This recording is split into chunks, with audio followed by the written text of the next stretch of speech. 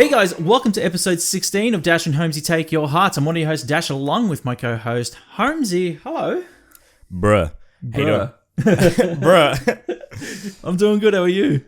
I'm well. I'm glad to be back talking about Persona 5. Or Yeah, Persona, man. anything about Persona in general. It's just good, you know? It's refreshing. Well, technically, it is the land of Persona 5, the lore of Persona 5 that we're going to be talking about today. Mainly due to the fact that we're talking about the reactions to the Scramble trailer that we just viewed before recording this, and we're going to be talking a little bit about the Royal as well. So it's definitely going to be interesting. Guys, if you didn't know, this is Dash and Holmesy, our tri-weekly book club inspired gaming podcast. So Holmesy and I are currently sitting down actually playing Catherine Full Body, but today we're revisiting Persona 5, the lore of Persona 5, and talking about Scramble and the Royal. If you like that, we're going to come back to Persona at some point next year as well and continue Take Your Hearts with the Scramble, but make sure right now you follow us on SoundCloud, iTunes, and Spotify, where you can give us those cheeky 5-star ratings, and also over on dashgamer.com, where you can see more Persona 5 content. I'm sure I'm going to be posting a shit ton of it as we go anyway. Absolutely. Yeah. Holmesy, so we just came off watching the Persona 5, the Scramble trailer with the English subs on it as well. So let's talk a little bit about what we saw. And mainly because the one thing I want to point out is that this isn't your traditional Persona 5 title or RPG title. This is what they call a mouso game. Are you aware of mouso games? No. What is mouso? Mouso? What does mouso stand for? So it's like it is an RPG, technically an RPG, but it's an open realm hack and slasher fighter. Have you ever experienced any of the Dynasty Warrior titles at all? No, but looking at the comments in the video, I have seen that being referenced a few times. So yeah. It's developed by the same people. I think it's been developed by W Studios, who do mainly the Warrior titles as well. So it's definitely going to be something that's way different to what you experienced within Persona 5, I should say. But from what we gathered with the title, I guess it's going to be half what we experienced in Persona 5 in terms of just going through Japan and everything else, but also brings in elements of kind of like what we did have in Persona 5, like jumping on enemies, ripping off their masks, and then entering battles and baton passes and then final blows and final, Yeah.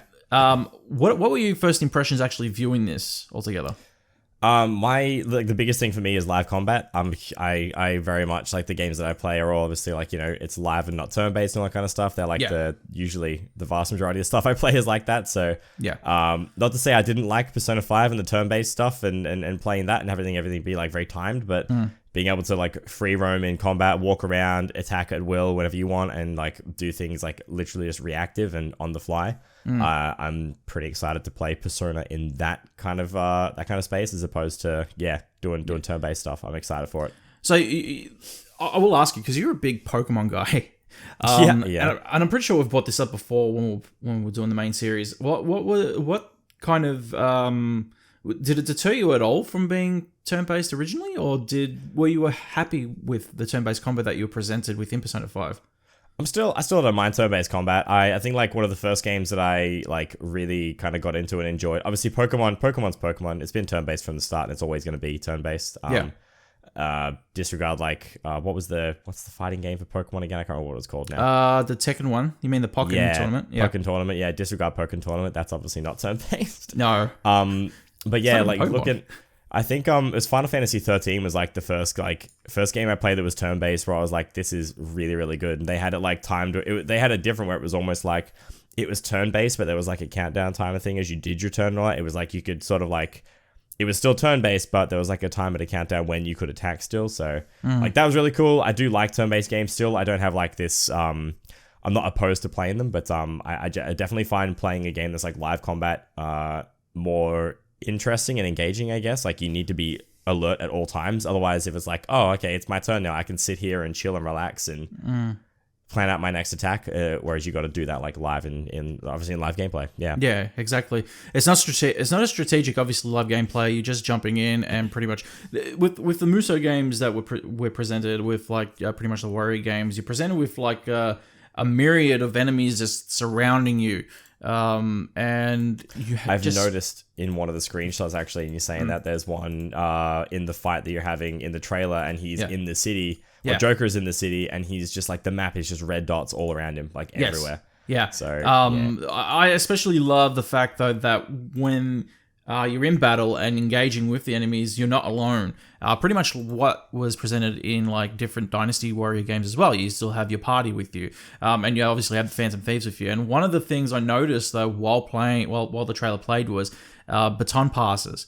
I don't know how that's essentially going to work unless it's like switching mid-battle and you're able to actually play as Ryuji, An, or like the rest of the Phantom Thieves. That's actually really cool. I wonder whether it's going to be something like I'm gonna reference it a few times because there's a few things in here that also visually look like this game, but I almost wonder whether it's going to be like Kingdom Hearts, where it's a certain point where like with reaction commands, like if you're in mid combo and then Donald's nearby, you press triangle and you can drop like Zeta Flare and blast everyone. Whether it's like your end of your combo, like now's the time to bat and pass because Ryuji's behind you. Now you can do like a big finishing attack. So that's exactly what I thought you were going to reference because like when I first saw the trailer, I knew that's exactly what you were going to think of when you saw it was Kingdom Hearts. And like essentially that's kind of like what Kingdom Hearts was in a way. It was a hack and slash title. It was very much a very basic hack and slash title for its time. Because you had if you make any comparisons for hack and slash games for that time, the one that mastered the genre was obviously Devil May Cry, where you would jump in, pretty much engage in battle with one certain enemy, chop them up, and you're done. With the Kingdom Hearts series, you had those battles with one enemy and you chop them up, or I shouldn't say chop them up, you beat them with a keyblade, and then you'd be done with. But there were certain battles with the, was it the Nobodies? I think it was the... Nobodies, the Heartless Universe. The Heartless, basically where there'd be like plenty of them around you and you just have to beat the crap out of all of them. Yeah, exactly. That's essentially what a mouso game is though. Those kind of battles right there is you're going to have hundreds of enemies coming towards you and you're going to have to just fight for your life. I never really experienced... actually, no, I lie. In the Hyrule Warriors title, there were moments where there were enemies that did come towards you. This is the Legend of Zelda mouso title that they brought out from the same studio.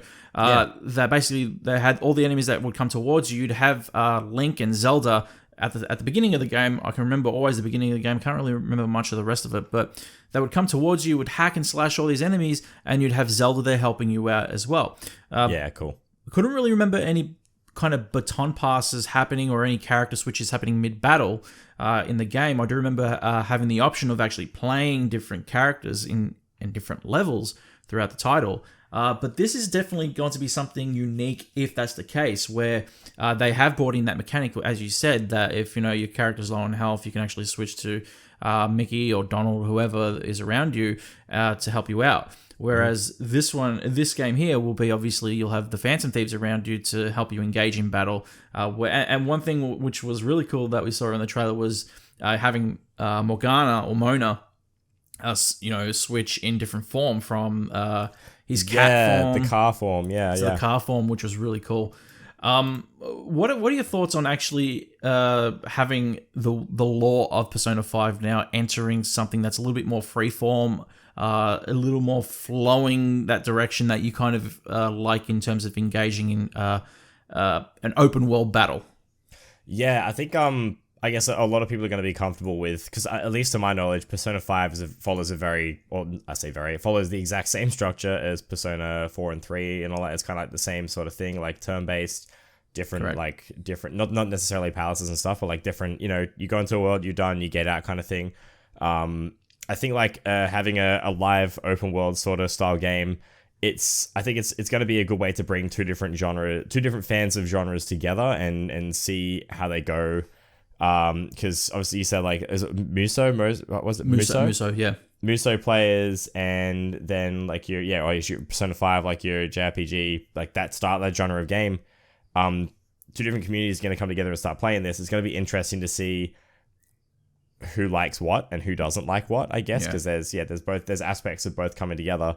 I'm just interested to see how they like the game and whether I guess Persona 5 fans are going to have the biggest change, because if they've not played a mouso game before, it's going to be a completely different formula for them. I'm interested to see how the OG fans are going to react and how they like it. Yeah. Do you think that the audience that will engage in this will be those real hardcore Persona 5? Like, I would say hardcore Persona 5 fans would, but would you say that the ones that love that turn-based the combat battle system will actually come over and try this out?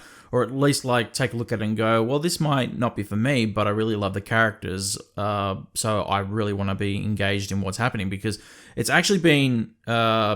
it's actually been said in an official statement by Atlas that Persona 5 Scramble is actually the true sequel to Persona 5. Yeah, yep. So what are your thoughts? Do you think that we're actually going to see a lot of that hardcore audience shift over to Persona 5 Scramble just for its story? Do you think that, like, for its character element, do you think that we're going to see a little bit of a drop-off there from the people that were like, well, I'm not really into the mouso style kind of gameplay? Do you think it's going to have a divided audience at all? I still think, like, the way that Persona 5 is, and like the time investment for the game is huge. Like, I was talking to my friends at work about this game and or Persona 5 and saying, like, yeah, it's a great game, but if you want to finish it, it's like 100 plus hours base story, not even like just spending your time messing around. Like, it's, you want to play the game and play it, like, spend all your time progressing.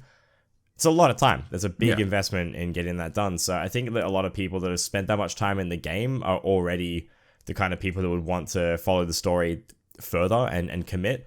Obviously, there's going to be people that drop off. People may not like these kind of hack and slash mouso style games, but I do think there's going to be there'll be people that didn't finish Persona 5 who won't care about playing this. There'll be people like myself who, there'll be people like myself before playing Persona 5 who will be like, oh, I really liked Kingdom Hearts. This game looks cool. I might actually play it because it looks like a lot of fun. I don't know. There's so many different ways that it's going to draw people in, but I think a lot of the audience is going to be hardcore Persona 5 fans. I think that's going to be the dominant player base, and then there'll be mouso fans jumping in, and then just people wanting to try something new. But I think the people that don't play Persona 5 Scramble are going to be the people that also didn't finish Persona 5 in general. Yeah, I think there'll definitely be different perceptions coming across. There'll be different opinions that'll come across on this as well, that people will be like, oh, I'm not too sure about how I feel on actually playing something that's completely different in style of what I've played for Persona. But then there's the argument that can be made that there's been the dancing games, the Ultimate Arena Fighter games that I believe was one of the most popular esports titles, which I found out. They're like, hey, did you know that Persona 5 Arena is a massive esports thing? I'm like, no, I had no clue that people were actually still playing that game. Okay. So there you go. Apparently in Japan, it's still a big esports deal. Like, a lot of people still like it and they want a sequel. So, wow. Okay. Yeah, that was some news to me. What are your opinions that this game's actually coming to the Nintendo Switch? I like that a lot. It means I'll be able to play it on the go. Yeah. I do. After seeing, though, looking in the trailer at some of the cutscenes, I think, like, if you've looked at the trailer for Persona 5 Scramble, maybe whereabouts is it? Actually around about like 43 seconds or so. Yeah. The Phantom of Thieves, like Ryuji, Mona, and Joker all land together, and there's this really cool like panorama, like the camera going around below them. Yeah. And like the visuals on it look amazing, and it's making me think about, like, look, I could play it on the Switch and I get to play this out and about. But if I play it on the PS4 Pro, it's going to look really good. So, it will, I mean, Persona 5 was a good game as it was, and it looked nice, but I just want to, I don't know whether it's going to be a big sacrifice in terms of, like, your frame rate and the game quality. I don't know. I mean, it's not going to change my experience, but I do like I like fresh, the game looking. Clean looking, yeah. I want things to look silky smooth, Yeah. Well, would you consider picking it up on the Switch? Like, looking at it, right? It's one of those things where you are reminded of what you just said, the length of the original Persona 5 title, and whether or not this is going to have that exact same length. And I have a feeling that if they're saying that this might be a direct sequel, that we're looking close to maybe, like, I don't think they're going to go exactly like 120 hours for this kind of title, but they might go something like a 60 hour limit. That's not bad. That's not bad. Would you consider getting this for PS4 if that was that length? Or would you say, okay, 60 hours is still something I don't have. I would like to play this, but maybe maybe the Switch is the format that I might need to go to for that to actually stay, on time with this kind of title. Yeah, I mean, we did it with P5, okay? So, to be honest, now that I think about it as well, I probably will play the game on PS4 Pro just because, mainly just taking notes. If I'm on the tram, or on the way to and from work and stuff, sure, I can play the game, but I'm less inclined to take notes when I'm, playing a game on public transport. So, I think it's going to be, the way I'll get it is get a PS4 Pro, do it at home, smash out my game before I actually get on the pod, so... Nice. Yeah. The portability is definitely appealing, and I think, if it was a game I was getting for leisure, I would probably get it on a portable, but for the sake of the podcast and stuff, I think, PS4 Pro is going to be the way to go. Oh, nice. Very cool. Well, what about you? What are you leaning to? See, look, here's the thing, and I'm only going to get it on both, you nerd. You get you get both copies, and then the base copy, and then the collector's edition on both platforms. How dare you? How dare you call me out like this and say the truth? yeah, there you go. It's the truth. Yeah. Well, look, I mean, I already spent $120, I think it was, for Persona 5 the Royal in Japanese, and I don't understand a lick of it. Yep. And that's something I'm going to get into in a second. But there's a good chance that, I'll probably end up getting it on both. But I'll probably end up getting the Japanese version on Switch, just to experience it first, just to see what it's like. Yeah. Just to see what the gameplay's like, the frame rate and everything that you just mentioned. Obviously, being a critic, or we have to sit down and critique these kind of things. I'm obviously writing reviews again and all that kind of jazz. Like when we first started this podcast, I was strictly a podcaster. Now I'm with Dash Gamer coming back and everything. I write reviews and stuff. So everything that's been put in front of me, I critique again. And it's like, oh man, I really need to find out whether this is going to be worth actually having the full, well, not the full, the westernized, localized release on my Switch or the PlayStation 4, which is something that I'll probably look into when February 20th kicks around. I'll probably end up getting on Switch first. Yeah, hell yeah. So, but yeah, I'll be getting on both. Don't call me out like that. Jesus Christ. Just under the bus. That's all right. You know me too well. But I think if anything, what we've been presented, I was about to say today, it was actually last week. What we've been presented here is definitely going to be something that's interesting, especially that appeals to, for me, when I see it, I'm like, God damn, this is going to be awesome. My first reaction to this was, I was in heaven when I first saw it. I was like, man, this is exactly what I wanted. This is not the same story that we've been given beforehand with just, some touch-ups or anything like that, which, once again, I'll get into the Royal in a second, but yeah, this is a brand new story. It's something that I'm going to absolutely fucking adore, because we're getting the characters that we absolutely loved from the original release into a brand new storyline, which was something that, there are games from the past or franchises, that I should say, current franchises that have their separate lore for each release, and one of a great example of it is the Grand Theft Auto series. I believe that their best storyline in terms of each release has been number 5. And I've always said that if they ever release another Grand Theft Auto, they have to have those 3 main characters come back and do a sequel, and I put that in quotation marks, a sequel.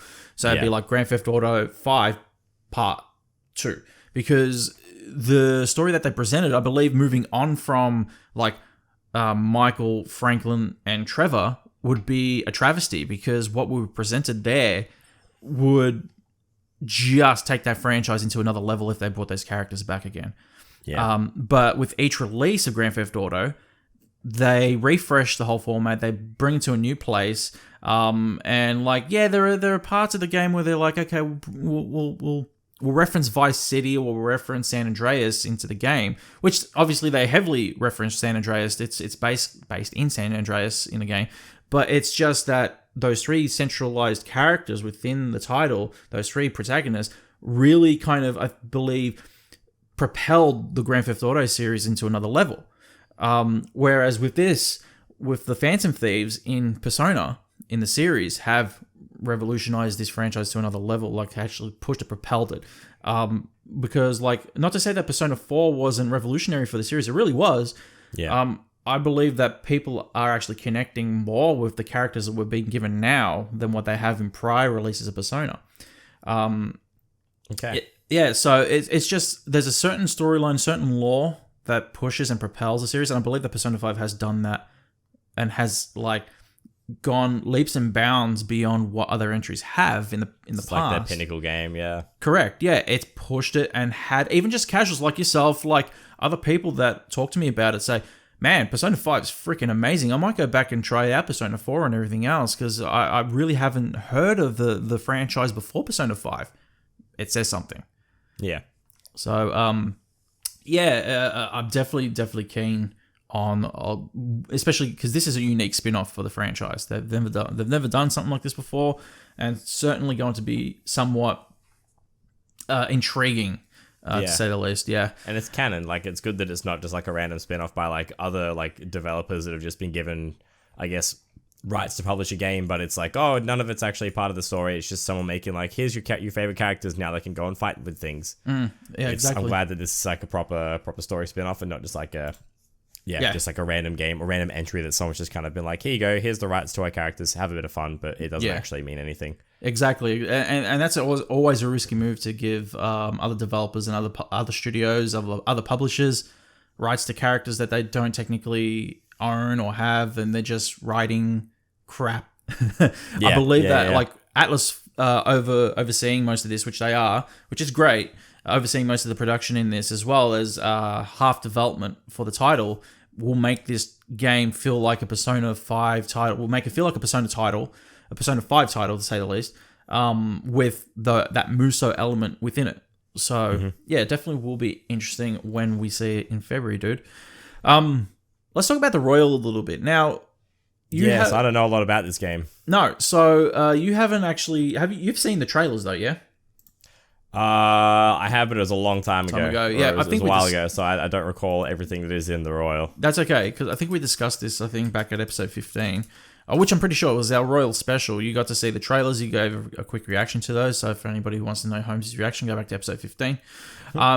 But essentially, I'll give it to you straight. I purchased the Royal, and I played it right on launch, 2 a.m. Australian Eastern Daylight Savings Time. I stayed up 2 a.m. I was like, I really want to try it. I want to see what's different about it. I want to know everything about this.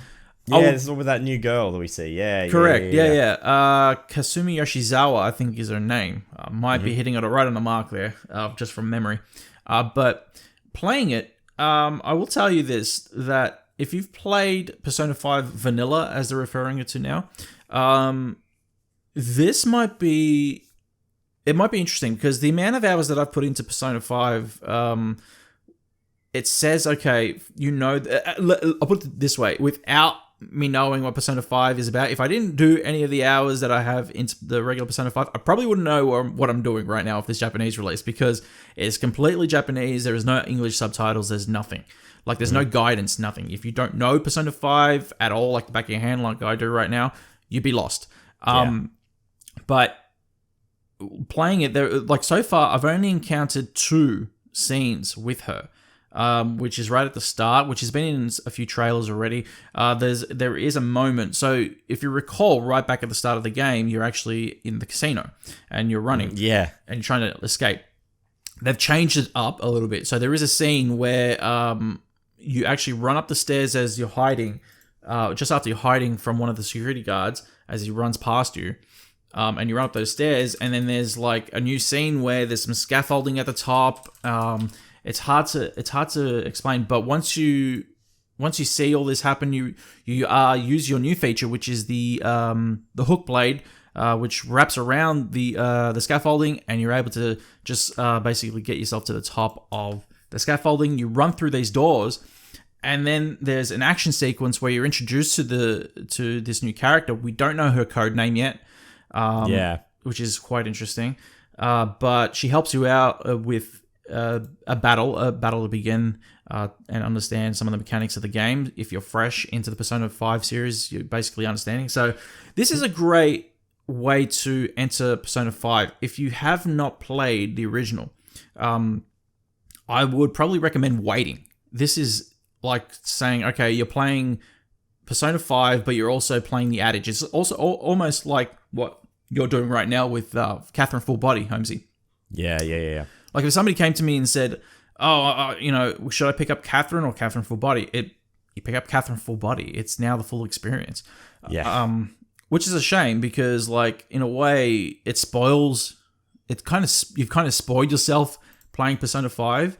And it kind of makes me think, man, we've kind of done this podcast now a year too early or so, because I would have said to Holmesy, play the Royal instead.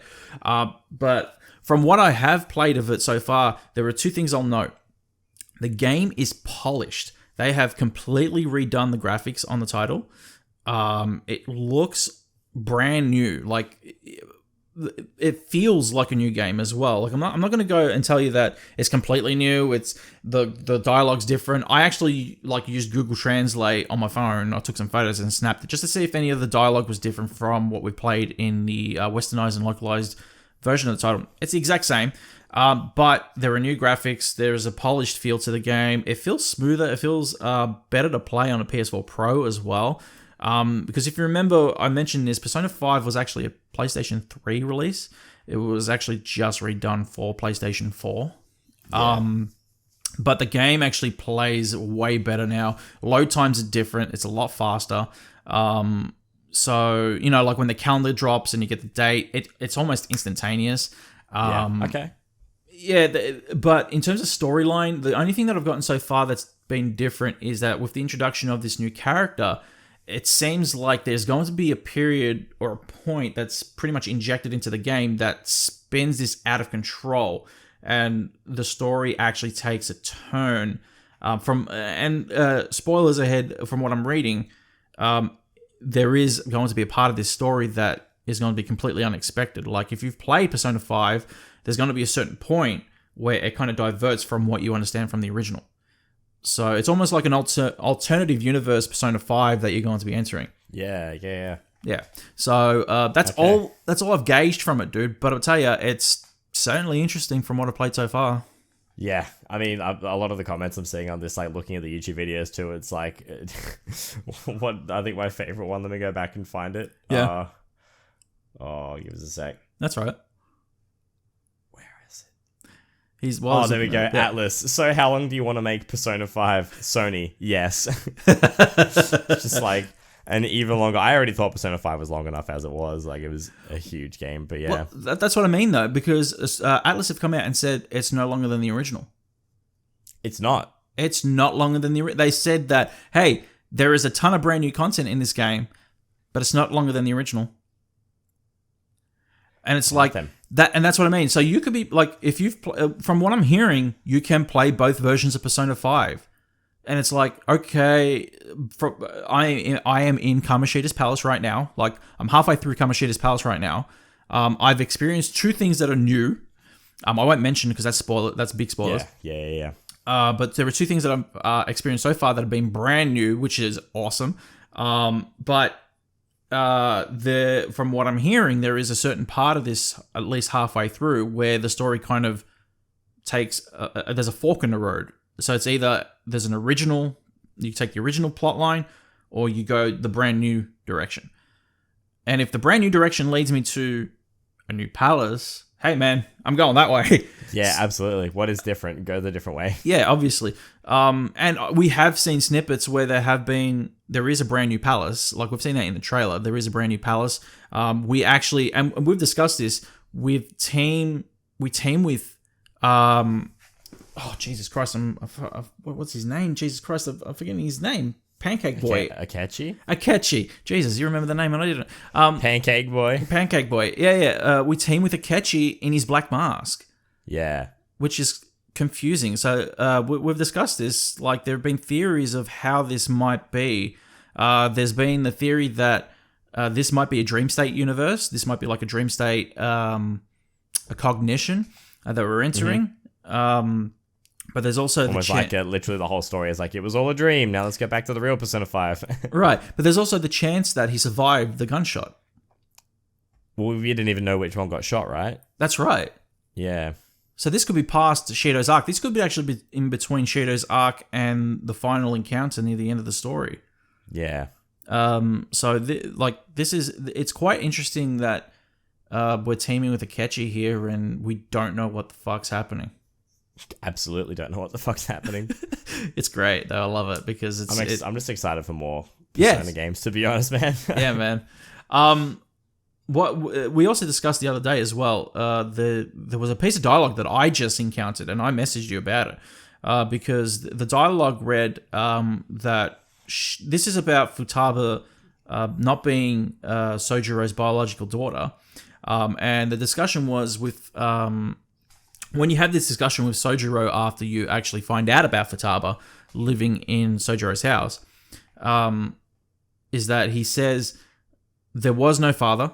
There never has been. And then he goes, well, technically there was a father, but she never spoke about it. Or this is Wakaba. She never spoke about the father at all. Yeah.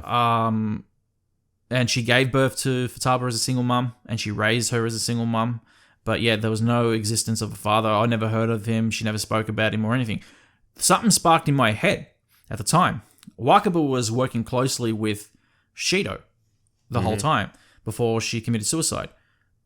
And then I messaged Holmesy. I'm like, holy fuck, dude, I think I just figured out something. And this might be a case in the Royal that we don't know yet.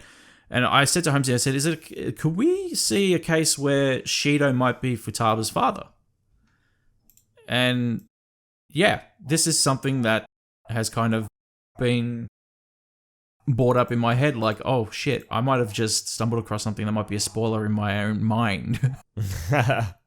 What do you think of that? It'd be pretty sick if, like, I mean, it's not like, obviously it's not a good thing because Shido wasn't a good person, but no, it'd be it'd bring even more justice to finishing the Persona 5 game in general and just like knowing what you've been able to achieve. But it's also really sad for Futaba if that is who it was. Yeah, it'd pretty much be. Yeah, it definitely. I mean, we've already seen, spoilers again. We've already seen that the case with Fukechi being Shido's son. So it's definitely something that's going to be interesting. Yeah, and that means that Akechi would be Akechi would be they'd be step siblings. Yeah, step siblings. Yeah, interesting. Very interesting. Oh, well, there you go. But yeah, that's basically been my experience with the Royal so far. We'll come back in a few months and talk about it again when probably the Westernized release will be out in March. So that's what it's rumored. And we'll far away. We'll come back and talk about it. But yeah, that's about it for our reactions towards Scramble and the Royal so far, guys. We thought I'd bring you something a little extra, a little something Persona-like extra today, just to kind of give you that itch, because I know a lot of people have been loving going back and listening to the Take Your Heart series as well. And we appreciate you all actually listening. Thank you so much to everybody who's actually been commenting and listening to the original series as well. We love you all for that. Thank you so much for that. But guys, if you didn't know, this has been Dash and Holmesy Take Your Hearts, our tri-weekly book club inspired gaming podcast, where Holmesy and I sat down for a whole year and Holmesy played Persona 5 and we came back today to talk about it again. Make sure that you follow Holmesy on Twitter and Twitch at HolmesyIn5. Make sure you can follow myself on Twitter at DashGamers and also on DashGamer.com. You can follow the show on SoundCloud, iTunes, and Spotify. You can give us those cheeky 5-star ratings. But yeah, also make sure that you catch us on DashGamer.com for more Persona 5 goodness throughout the year. Holmesy, thank you so much for sitting down and talking about Persona again with me. My pleasure, my dude. It's good to be back talking about it again. Exactly. Yeah, we'll come back as I said, we'll come back in a few months and we'll talk about Persona 5 the Scramble, or Scramble I should say, Persona 5 Scramble, the Phantom Strikers again. When I do have it on my Switch in Japanese and everything, and I might even head down to this boy's house with my Switch and have him have a bit of a toggle with it to see what he thinks of it and everything, and we might talk about it a little bit when it does come out. But for now, guys, thank you so much for listening. Make sure that you catch us with our Catherine series. Go back and listen to all our other series, our Kingdom Hearts series, our Kingdom Hearts episode, our Wolfenstein episode. But we'll be back in the next 2 weeks with probably our finale of Catherine Full Body, because Holmesy seems like he's about to finish it. Pretty close. Yeah, pretty close, yeah. But guys, thank you so much once again. And this is Dash and Holmesy out. Bye-bye.